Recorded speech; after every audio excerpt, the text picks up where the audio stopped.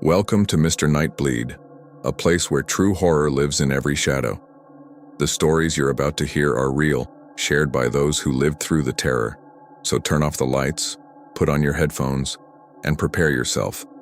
Because once the night begins, there's no escaping the fear. I've been driving trucks for over 20 years, seen every stretch of highway between Amarillo and Atlanta, San Diego and Chicago.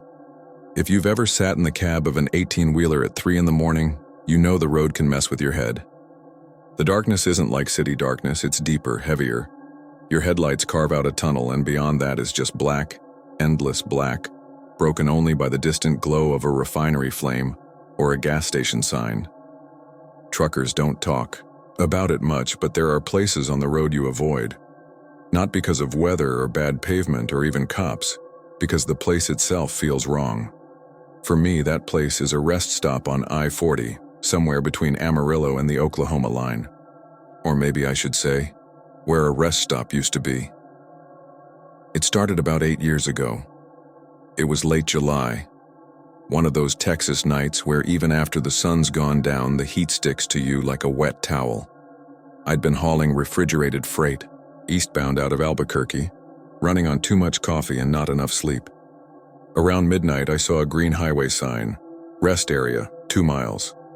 Now truckers live on rest areas. You park, stretch your legs, grab a soda from the machine, maybe catch an hour in the sleeper berth. I hadn't planned to stop, but my eyes were burning and I figured a quick break wouldn't hurt. The place looked half dead when I pulled in. One flickering sodium light buzzing over the lot, shadows jerking with every blink. The building itself, cinder block walls, single bathroom door, looked abandoned. The vending machines were still there, humming weakly, but the glass was so fogged you could barely see the candy bars inside. The pavement was cracked with weeds pushing through, and the trash cans were overflowing with God knows what. I set the brakes, killed the engine, and let the quiet settle. Except it wasn't quiet. My CB radio crackled to life on its own.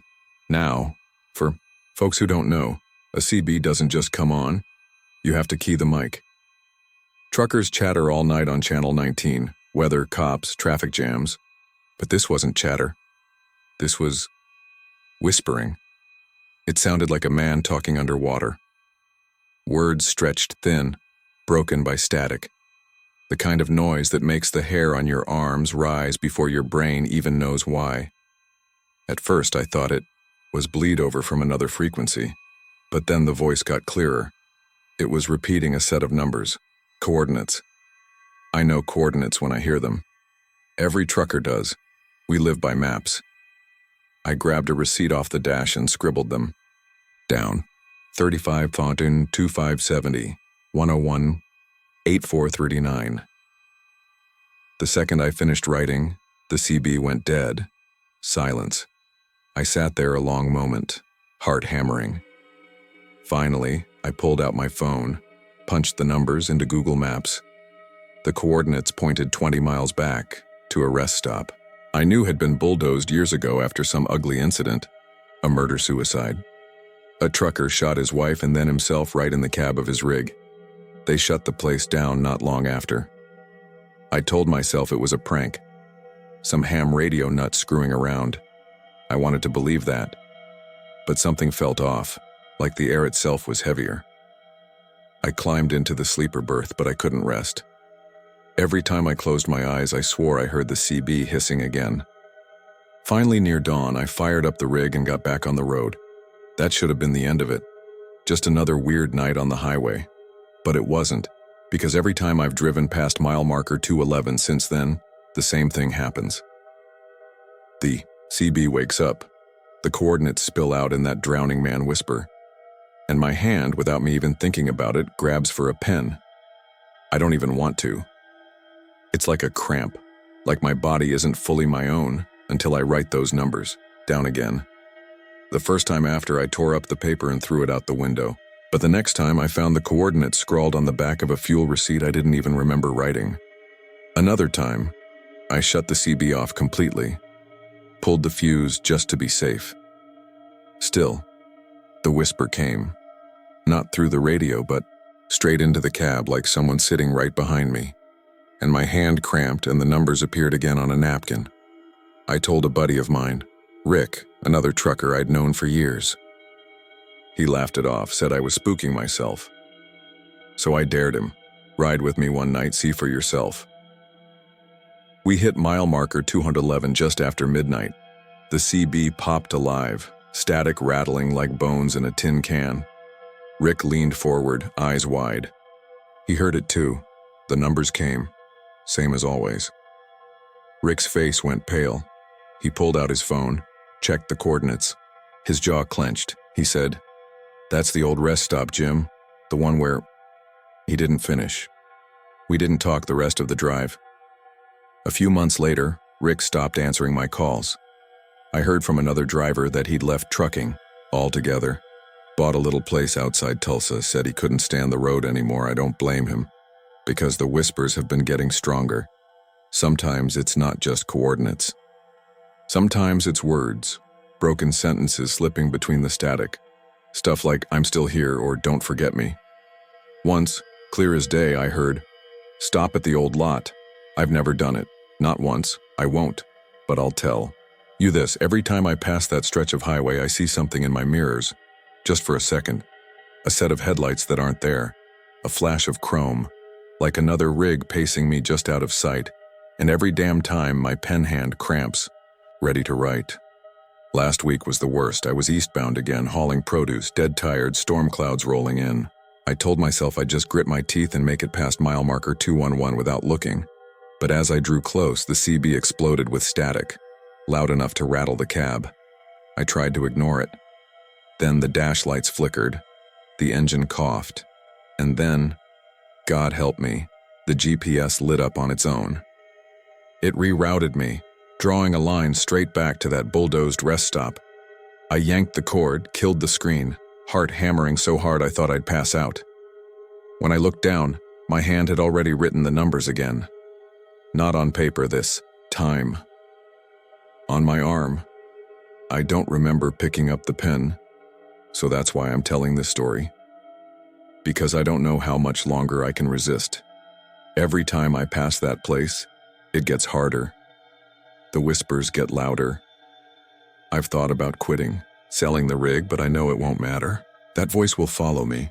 I don't know what's waiting at those coordinates, and I don't ever want to find out. But something tells me one night soon, when I'm too tired to fight it, I'll take the exit. I'll follow the line back. And when I do, I don't think I'll be coming back. Do me a favor. If you're ever driving east on I-40, somewhere past Amarillo, and you see mile marker 211, keep going. Don't slow down. Don't touch your CB. And for God's sake, don't. Pick up a pen.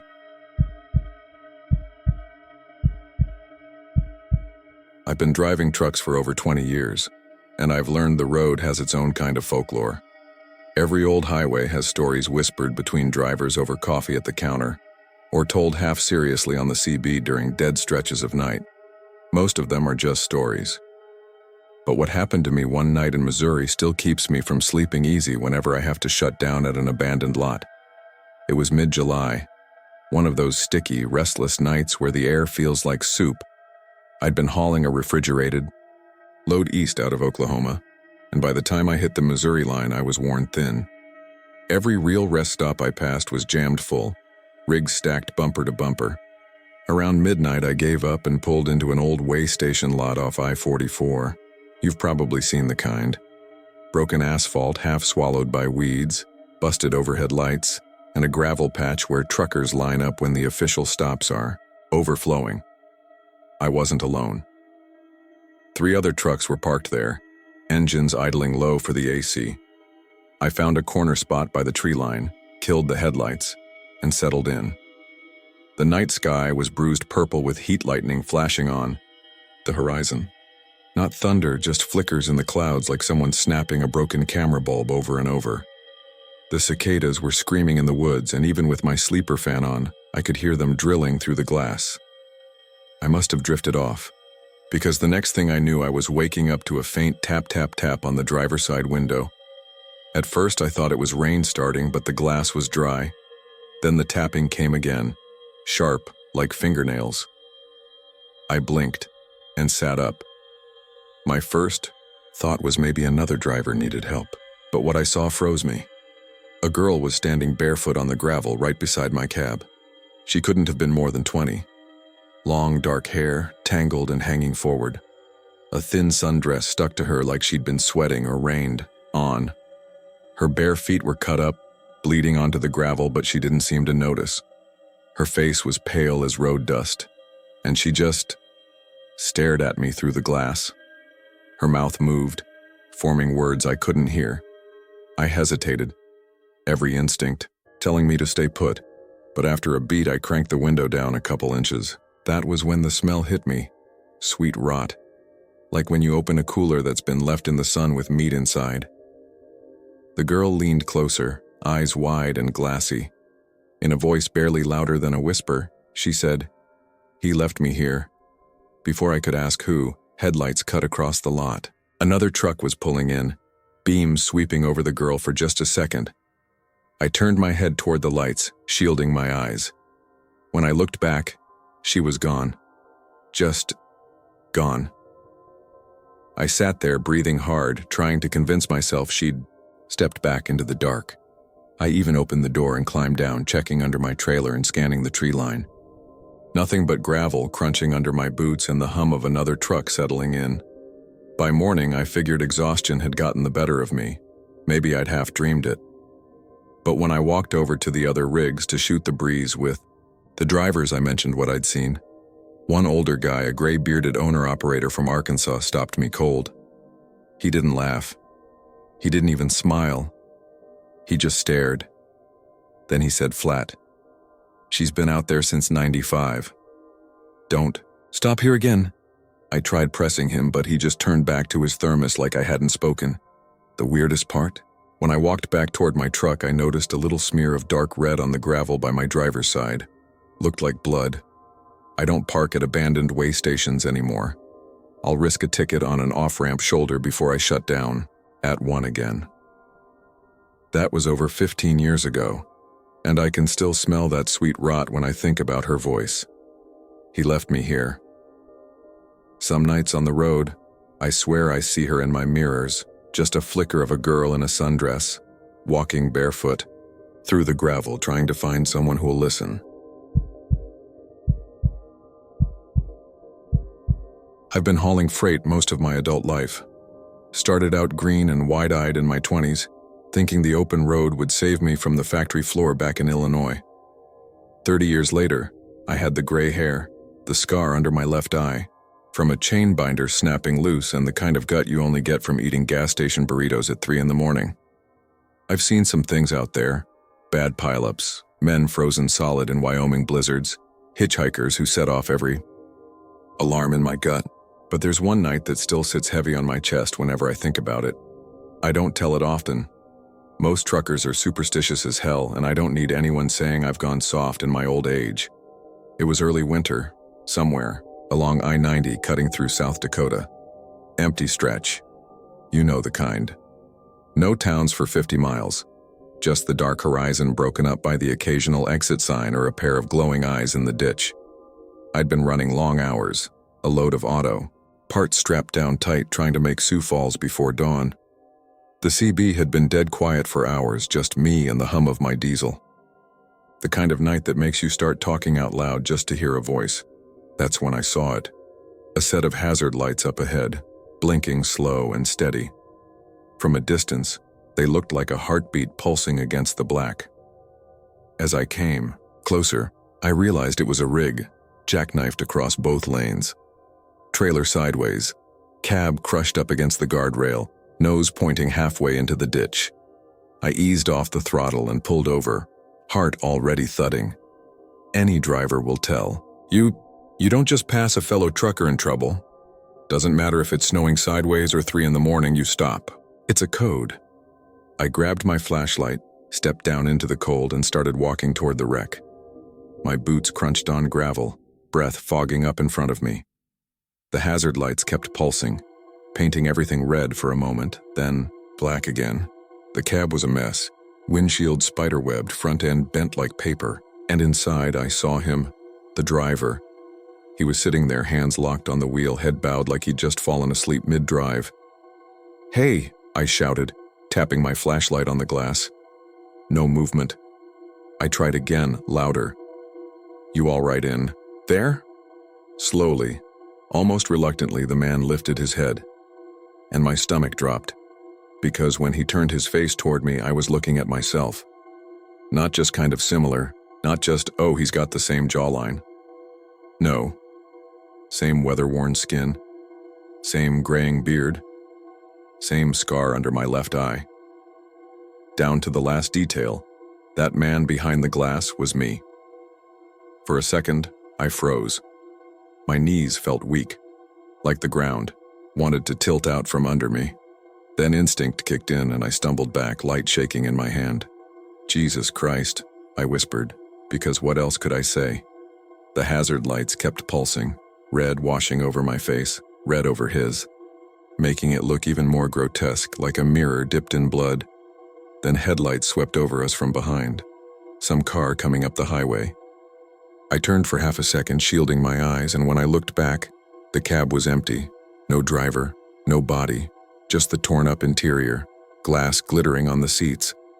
I staggered backward, my flashlight beam darting all over. My rig sat parked, on the shoulder. The car that had passed was already gone, taillights shrinking in the distance. And the wreck? It wasn't there. The jackknife trailer that had been blocking both lanes was gone. No skid marks, no twisted metal. Nothing but wide-open asphalt stretching black under the stars. I stood there panting like I'd run a marathon, trying to convince myself I hadn't lost my damn mind. My ears rang with the quiet, broken only by the hiss of my own breath. Eventually, I climbed back into my truck, shut the door, and just sat there gripping the wheel until my hands stopped shaking. I drove the rest of the way into Sioux Falls with every hair on my neck standing up. I never reported it, never told dispatch. What? Was I supposed to say that I'd stopped to help myself on the side of the road? That a whole 18-wheeler vanished into thin air? But here's the part that won't leave me alone, even after all these years. When I finally pulled into the lot and shut down for the night, I caught my reflection in the mirror. My own tired eyes staring back, my own scar. And for just a split second, I could have sworn the face looking at me wasn't mine, that it was still his, the man behind the wheel, the one who looked just like me. I haven't driven at night since.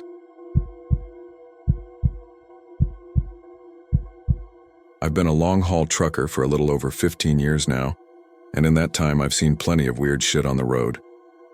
You get used to the odd things, flickers of light in the fog, kids daring each other to wave at semis from the overpass, deer that dart out like they're trying to commit suicide. Most of it can be explained away if you're tired enough, hungry enough, or just desperate to get home. But what happened near the border of Texas and Louisiana still sticks with me. The locals out that way whisper about a missing mile marker, 666. Ask the Department of Transportation and they'll tell you it doesn't exist. The signs jump from 1665 to 667, nothing in between.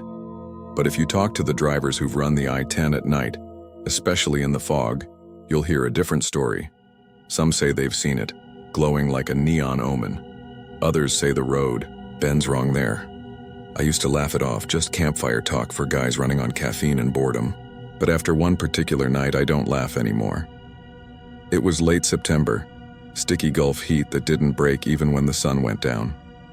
I'd picked up a load in Houston headed toward Baton Rouge. Nothing unusual, just pallets of industrial chemicals. My dispatcher told me to run it straight through. I wasn't thrilled, but I'd done worse. Around 2 a.m., I crossed into the piney woods. Heavy fog was rolling in off the Sabine River, the kind that swallows your headlights whole.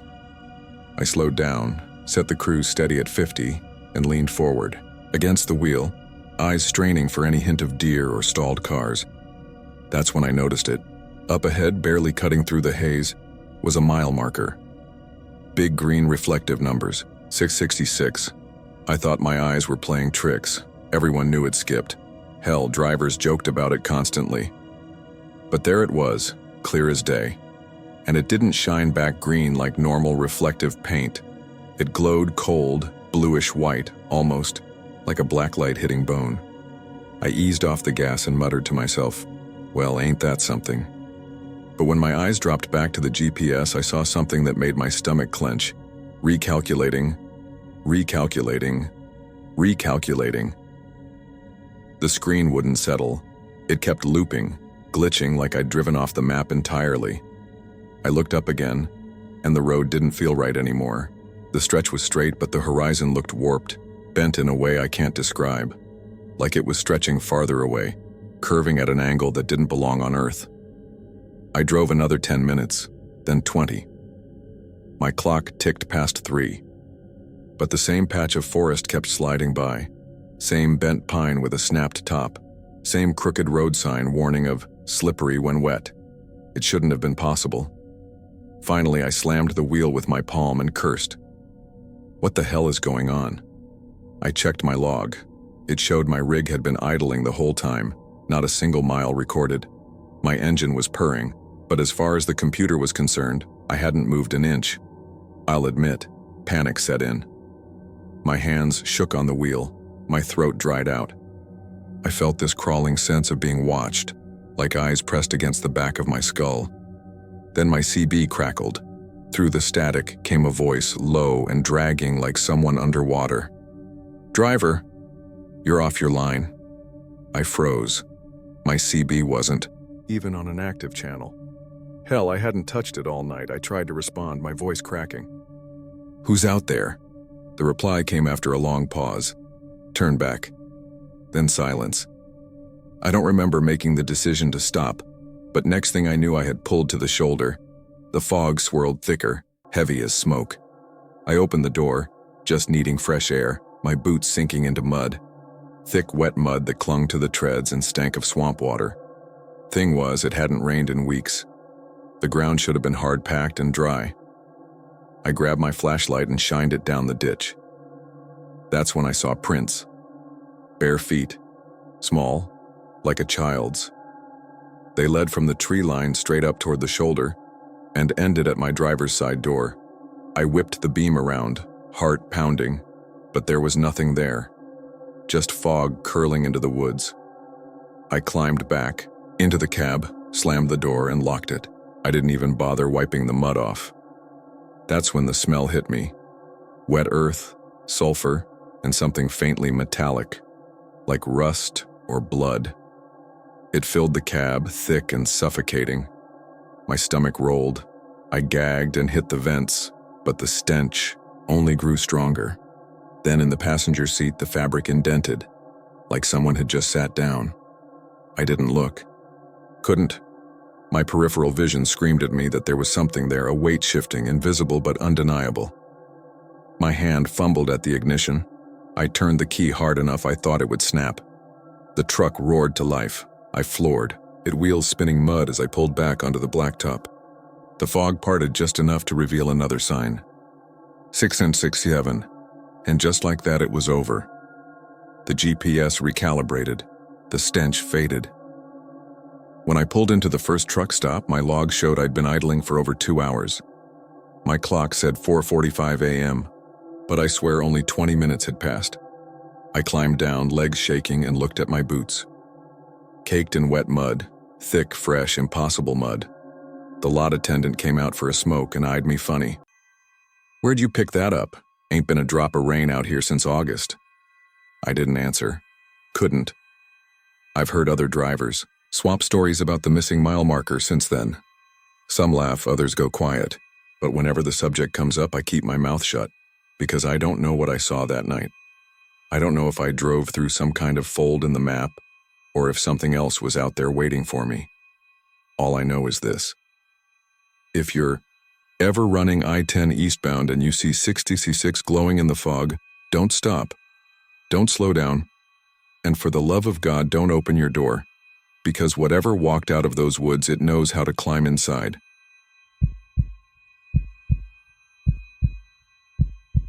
I've hauled everything. Onions that rotted in my nose for a week, machine parts stacked wrong, fireworks I pretended were electrical components, and once a pallet of teddy bears that kept staring at me in the mirror. You drive long enough, and you learn 2 rules. Keep your head down and don't carry what you can't explain. That second rule sounds simple until the wrong kind of money meets the right kind of debt. That was me in October of 2016. Rent late, truck note worse, ex-wife circling for child support like a hawk. So when Rick slid into the booth at the Sunrise Diner in El Paso and said he had a cash run, no paperwork, quick turn, I told myself I'd hear him out and then say no. I didn't say no. Rick had that look of a guy who knows 100 phone numbers and 0 birthdays. Grease under the nails, Bluetooth tucked to his ear even when it wasn't on. He kept his voice low, like the ketchup bottle was wired. Short pull mic. Hook a preloaded 48, take it east on I-10, swing up to I-20, drop in Midland. No checkpoints, no stops except fuel. I'll make it sweet. How sweet? I asked without looking at him, because I didn't want to see my face wanting it. Envelope in Midland. Enough to catch you up and then some. What's in it? He formed a little church steeple with his fingers. Less you know, the better. Think. Overstock. Overstock that needs chains on the back doors?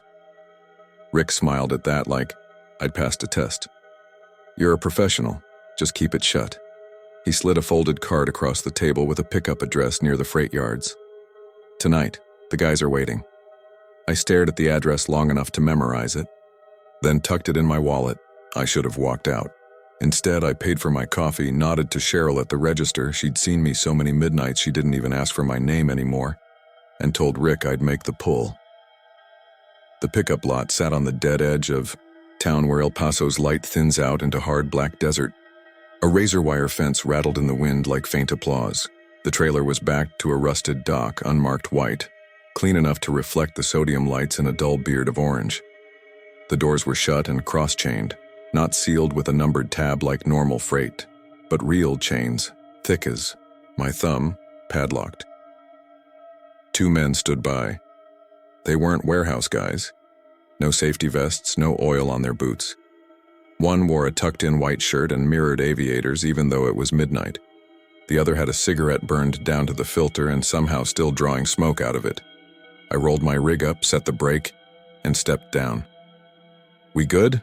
I said, trying to sound like the kind of driver who'd done this before. Aviators. Didn't answer at first. He looked at the trailer like he was listening to it. Then he nodded to the dock worker inside the shadows, who hit a switch. The dock plate clanged and retracted. "Hook and go," Aviator said. "Don't open the doors. Don't stop except fuel. No way stations." "You got a bill of lading?" I asked, out of habit more than hope. He shook his head once. "You won't be stopped." That's not an answer, and every part of me registered that, but I was already backing under. When the kingpin locked, the plate thunked the way it always does, a sound that saved my life more than once. I did. My walk-around, knocked the tires, checked lights. Everything was too fine. New super singles, reflective tape perfect, VIN plate clean. I put my hand flat on the trailer wall. The metal felt wrong, cool enough to fog under my palm. The desert air at midnight was 75. That wall felt like a refrigerator. "Reefer running?" I asked, mostly to say something. "No unit." Cigarette set around the stub. "Gravity's your friend tonight." I didn't like that line. I liked it even less when I climbed into the cab and felt the whole rig sit lower, like a man easing into a couch already full of people. Heavy is fine. You learn heavy. This was heavy, like the road had tilted under me. I told myself it was overloaded, pallets of something dense, ball bearings maybe, and pulled out to I-10. If you don't know that stretch between El Paso and Van Horn, it's long black silk with pinholes where the stars come through. The desert doesn't move, but you feel watched by it anyway. My radio was low, weather band muttering about a dry front, gusts from the west. After an hour, I realized I was riding the throttle harder than I should have been on level ground. The truck was working like we were climbing, though the dash said flat. Oil pressure good, water temp steady. Nothing wrong, just more of everything. I passed the Border Patrol checkpoint at Sierra Blanca. The lit canopy made everything look stage fake, the bleached white of signs and cones going nuclear under those lamps. A dog handler stepped forward and then stopped like he'd walked into a glass door I couldn't see. He flicked a glance at my trailer and pulled his dog back. The shepherd bristled, tail low, throat deep, with a sound that wasn't quite a growl. The agent waved me through without making eye contact. It's not unusual to get waved. It is unusual to be avoided. I fueled at a Love's near Van Horn. The pump clicked off and the handle snapped back like the hose was heavy too. The night clerk inside had half a dozen bracelets and a library book by the register. She glanced at my truck while she made change and then very deliberately tilted her head so she wouldn't have to see the trailer in the corner of her eye. "That yours?" she asked. Same line everyone uses when they already know. "Yeah," I said. And I worked out how I could make it a joke. "Ugliest paint job in West Texas, right?" She tapped her nail on the counter, then slid my receipt across without touching my fingers. "Roads are clear tonight," she said. "You take care." I walked back out into the stink of diesel and hot rubber. I told myself I was spooked by my own shadow and that nothing human can hide in a 48-foot box without running out of air. Then I put my ear to the metal. There was breathing inside. Not small, not shallow. Long, slow pulls, the kind you hear when somebody's finally asleep after a long day. The kind you can count if you're lying awake next to them. I jerked back so hard I wrapped my head on the ICC bumper. "Hell no," I said out loud to nobody. It echoed under the canopy like the concrete had an opinion. I circled the rig, checked the door chains because I needed the ritual of it. They were tight, the padlock centered, everything the same as it had been. I looked across the lot. 2 other trucks, both with their curtains shut, and a guy in a faded Longhorns hoodie working a squeegee over his pickup windshield, humming to himself. Normal night, normal noises, except for the sound I could still hear even after I'd stepped away, the way you can still hear a ringing phone after you hang up. I told myself if there was someone in there, they were dead if I opened it and dead if I didn't. That's a sick logic loop you can get stuck in when you're tired and scared. I did what the instructions said. I climbed back in and drove. Past Kent, the wind came across I-10 in hard fists. Dust devils spun in the median and crossed like apparitions that didn't care about lanes. Every time the gusts hit, the trailer leaned. And when it leaned, something inside it leaned back. Not a slide, not a pallet shift. More like a sleeper, rolling toward the low side of a bed. The truck would correct and then I'd feel that correction a second time, as if the thing inside had thought about it and decided to copy me. I turned the radio up and tried the CB to keep my mind occupied, but all I got was that empty midnight hash. My antenna sometimes picks up Spanish stations out of Juarez out here. Nothing that night. As if the air had been muffled. I didn't stop again until the rest area west of Pecos, the one with the picnic shelters shaped like little concrete UFOs. I pulled into a slot, set the brake, and sat there with my hands on the wheel while the engine idled. I could feel it through the frame rails now, not just hear it. That slow breath pushing a little against the walls, easing back. The glass of water in my cup holder made tiny rings like the surface understood something I couldn't. Every sensible part of me said to drop the trailer and call Rick. But sensible parts lose their vote when you're in debt to the wrong people, in the wrong part of Texas at the wrong time of night. I killed the engine, got my flashlight, and stepped down into the wind. The chain rattle started before I got to the back. It wasn't a hard shake, just a tremor, the way a chain rings if someone touches it from the other side.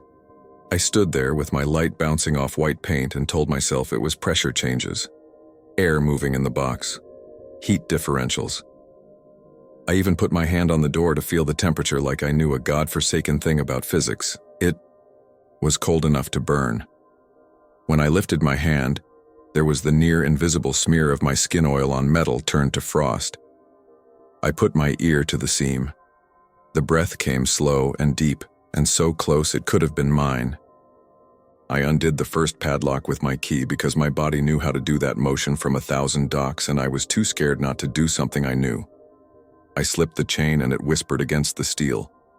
I told myself I would crack it 1 inch, just air, just enough to know I wasn't insane. I pulled the left door a finger's width.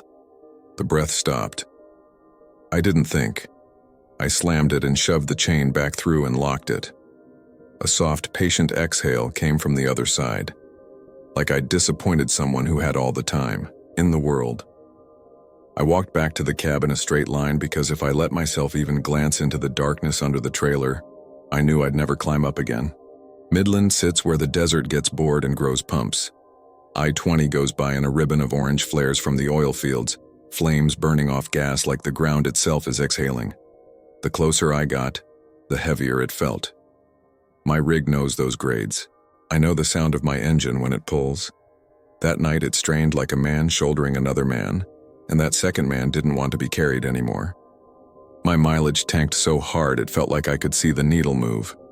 When I rolled into the drop yard, chain link high enough to keep out God, floodlights bright enough to keep him from trying, my lower back felt like someone had been punching, the same spot for hours. A man in clean boots waited. His shirt looked pressed like he'd brought an iron to a trucking yard at 4 a.m. He didn't check my bill, because I didn't have one. He didn't glance at my plate or ask me to break the seal I didn't have. He just walked along the trailer with his hand brushing the metal like he loved it. "You carried it well," he said without looking up. His voice was the kind that had been practiced elsewhere and brought out when needed, like a good pen. "Next time we'll give you 2. He didn't hand me an envelope. He didn't say numbers. He didn't say my name. A man in a skid loader waved me toward a spot to drop. I did. I cranked down the landing gear, pulled the 5th wheel, gave the glad hands, a quick twist and rolled out. The man in the pressed shirt had his back to me, both palms on the trailer now. The pose looked like prayer. Or feeding. I didn't go back to the Sunrise Diner for 2 days. When I did, Cheryl poured my coffee without asking and said, "You look like hell." "I'm sleeping," I told her. "I'm just not good at it." "How'd your run go?" "Don't ask me that." She didn't. That's a compliment where I come from. You ever try to scrub a smell out of your clothes that you can't name? Something that isn't sour or metallic or sweet, but all 3 hiding under dust? I washed my cab upholstery with vinegar and baking soda like a YouTube tutorial told me to. I tossed my sheets. I left both doors open in a breezy lot for an hour. Every night after that, when I pulled the curtains and killed the dome light, I heard the breathing again. Not from the trailer I didn't have anymore. From my vents, from the space behind the seats, from the floor, where you stash tools, and the bottle jack. I told myself it was road exhaustion setting a hook. My tired brain was doing what tired brains do. I kept the radio low and slept in pieces the way you eat when you're sick. I could have left it there. Plenty of scares end with nothing worse than a story. But you can't leave it when money was promised and never delivered. That's not just about the cash. That's about the kind of people who think they can stare through you and say, "Next time we'll give you 2. I called Rick a dozen times, straight to voicemail. I drove by his duplex out on the east side and a kid's bike was in his parking spot. A woman 2 doors down told me she hadn't seen him. "He's around," she said, like she didn't want to be part of this sentence. I looked up the lot online where I'd dropped and the business didn't exist under any name I could verify. The address pulled up an industrial property management firm with a website that felt like a fake mustache. A week after the run, I fueled at a truck stop outside Monahan's. The sky was the color of dry paper, and the sand cut the wind into little knives. A kid in a hoodie and a backward cap ran the wash bay there, name tag said Devin. He took one look at the undercarriage of my rig and asked if I'd driven through a salt storm. "What?" I said, because jokes from teenagers usually come out sideways. He held up his phone with its flashlight on and shined it along my ICC bumper. White crust the size of a handprint spread out from the hinge seam. I scraped some with my fingernail. It came away like frost. "How long you been parked?" he asked. 20 minutes, I said. "Nah," Devin said, backing out of the light. "No way. I paid him cash to hit the whole thing twice. He didn't get it all." When the sun hit the trailer frame just right, even with no trailer, just the back of my cab, you could see the outline of a palm, 5 finger marks long as rebar, bending toward the ground. I told myself, steel sweats, temperature differentials, weird road chemistry, someone spilled something where I parked. Those are all real things. They just don't make prints.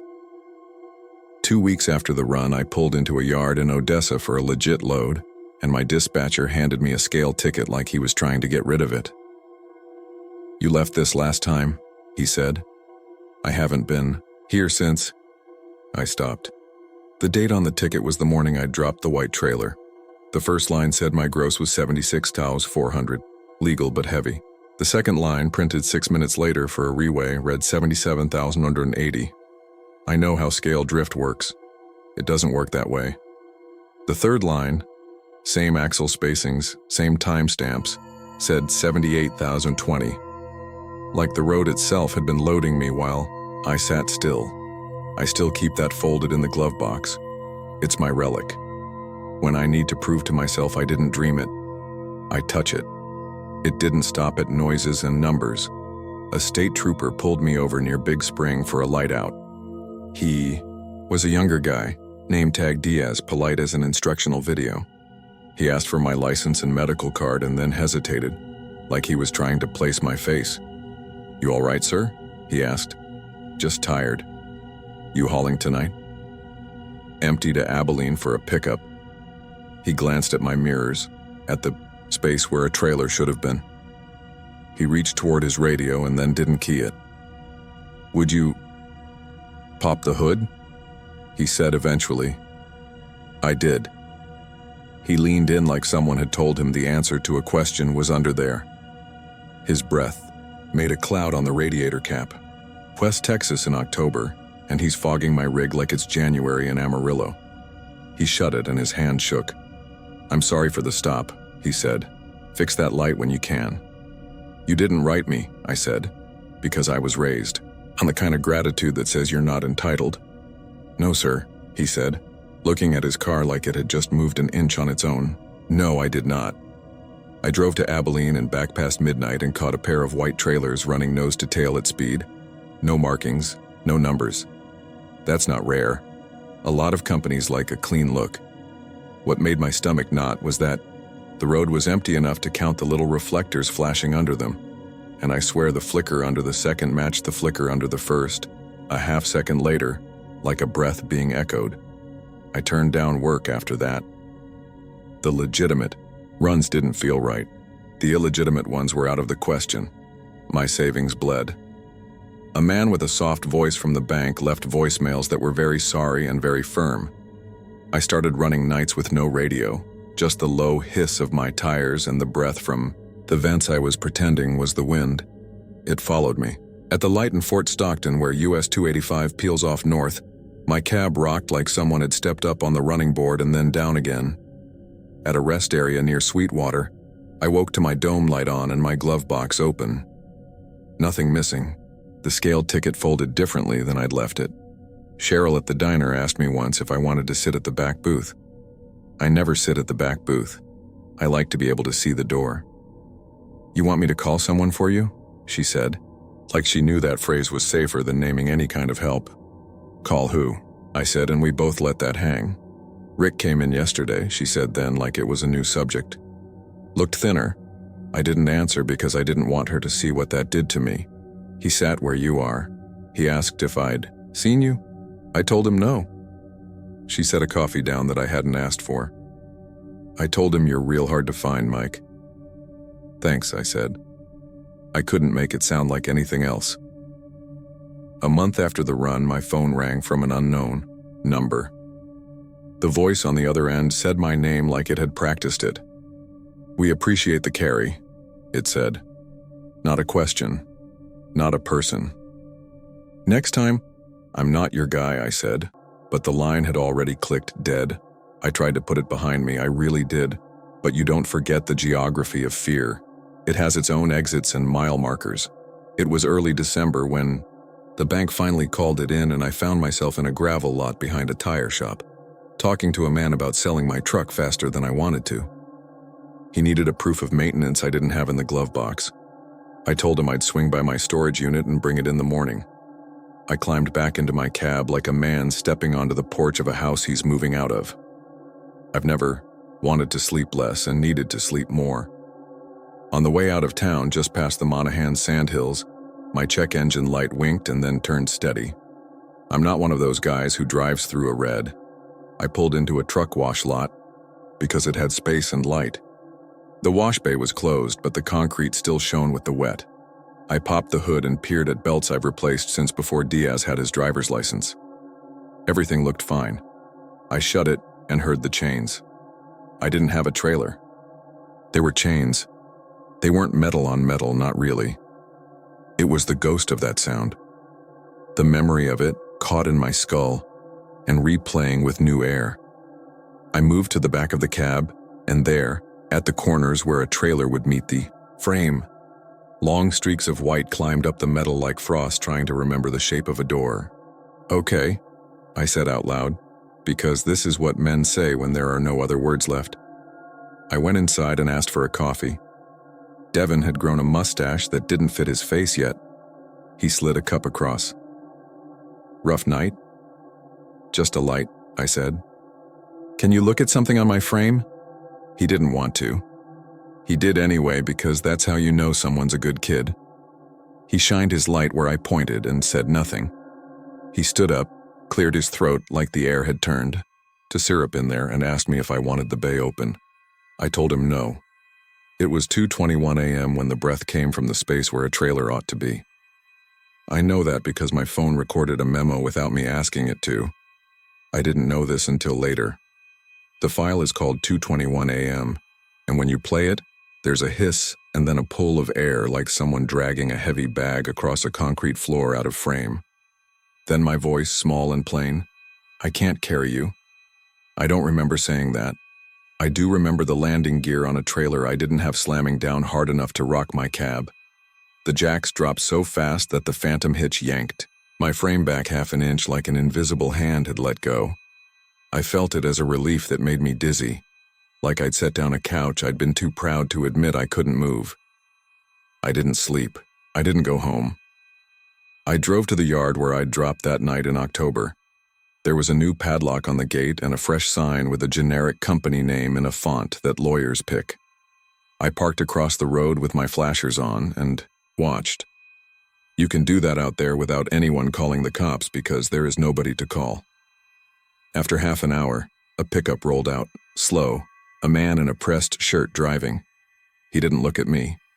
2 white trailers sat with their doors toward the fence. There were other trailers too, real ones from real companies with decals and numbers, but those 2 made the others look like toys. Devin's coffee had gone cold when I realized I needed to see the back of them. I don't make a habit of cutting wire. I own wire cutters because all truckers own wire cutters. The fence surrendered like it wanted me on the other side.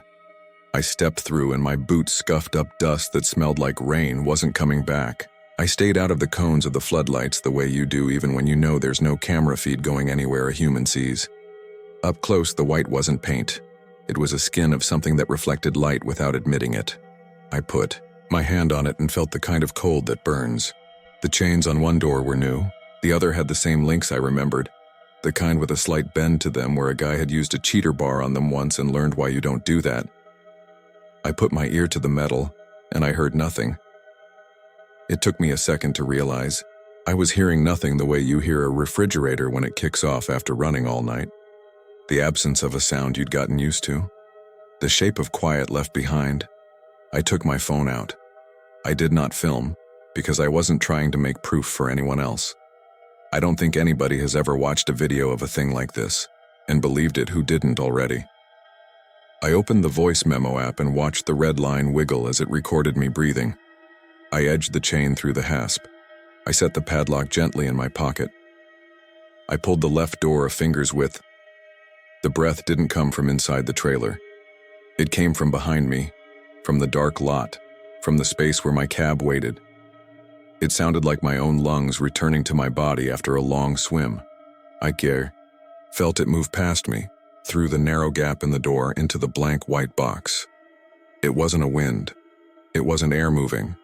It was weight moving, a taking of the room that made the metal change its voice. The door pulled itself gently out of my fingers like a sleepwalker guiding themselves around a chair. It swung wider until a blackness I can't describe leaned out. Not a shade. Not a shape. The kind of black you get when you close your eyes and press your palms hard against them until sparks come. The kind that has a pressure to it. It wasn't coming out. It was exhaling. And in that exhale, I smelled everything I had ever carried. Onions, rubber, fireworks, bears that weren't real with eyes that always were.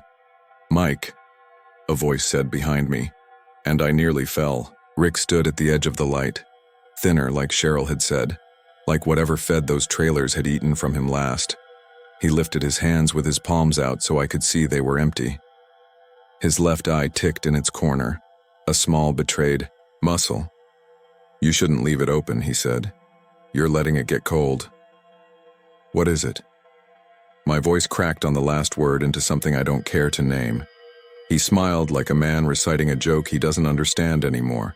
"Freight." "This isn't human," I said, because I had to say that aloud to believe it. "It's not human," he agreed. "Not anymore." A car turned into the lot, headlights spearing clockwise across the fence. The door eased itself shut so gently that my teeth hurt.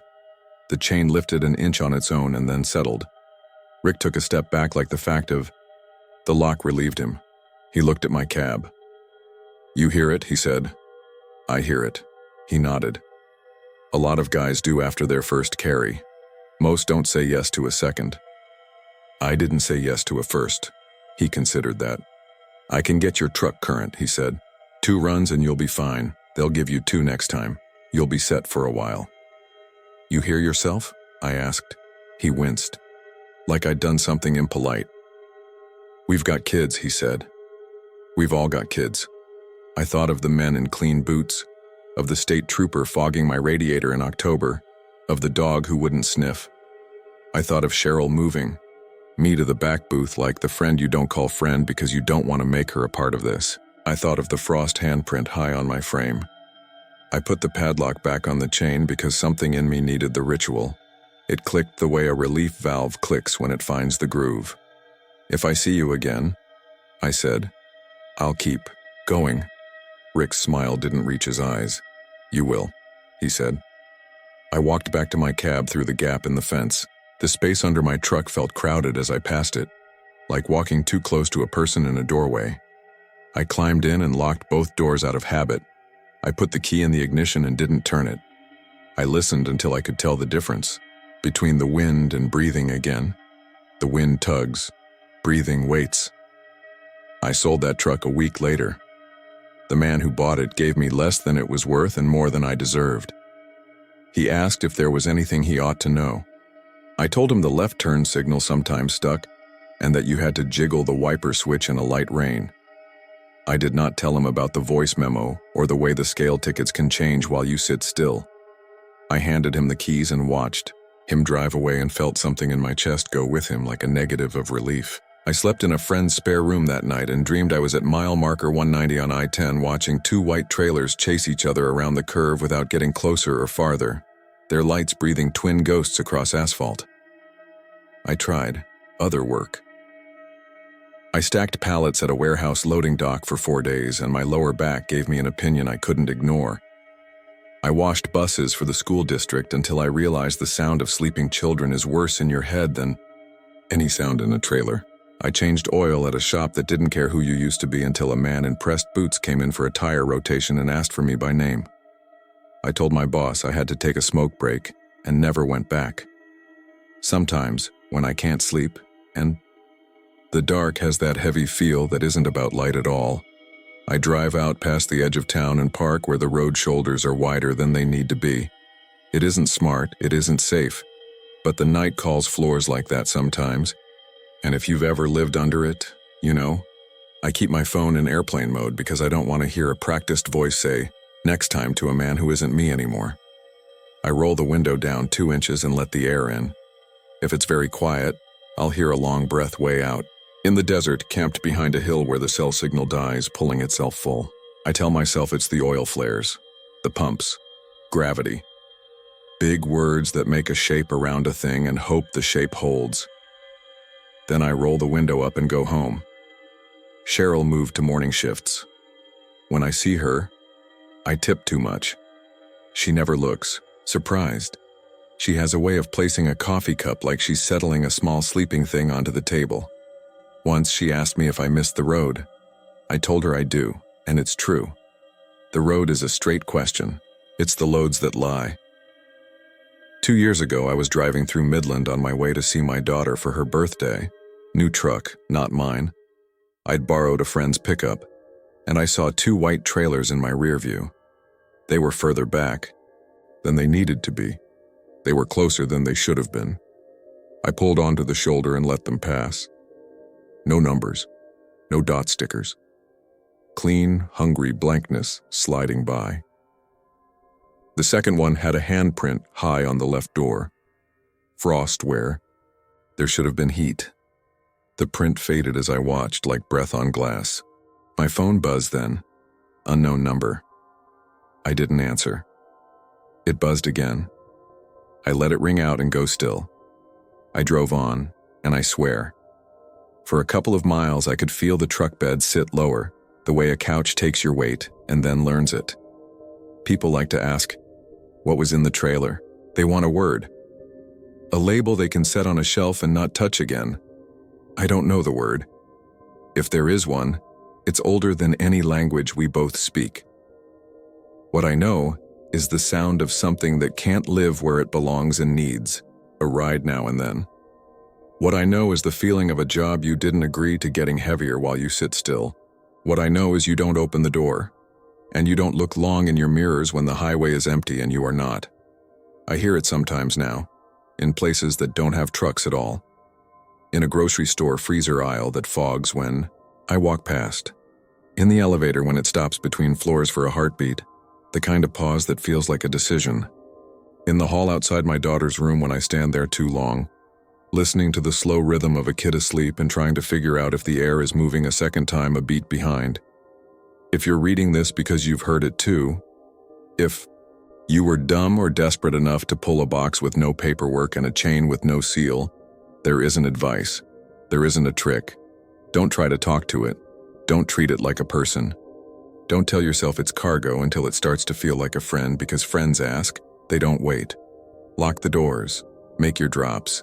Keep your mirrors where they belong, on the side of your life, not the front of it. If they tell you next time we'll give you 2, they mean it. You'll carry both. You'll carry them whether there's a trailer on your frame or not. You'll carry them after you sell the truck and after you move and after you change your number. You'll carry them when you're sitting still, when the scale ticket says you got heavier for no reason at all. The worst part isn't the breathing. The worst part is when it stops. That means it found someone else to ride with for a while. On those nights, the road is quiet in a way you don't want it to be. You can hear your own heart unfurling and folding up again. You can hear the empty lanes like a jaw opening. You can hear gravity getting a little bit heavier until the morning when a man in a pressed shirt says to someone who doesn't know better yet, "You carried it well. Next time, we'll give you 2.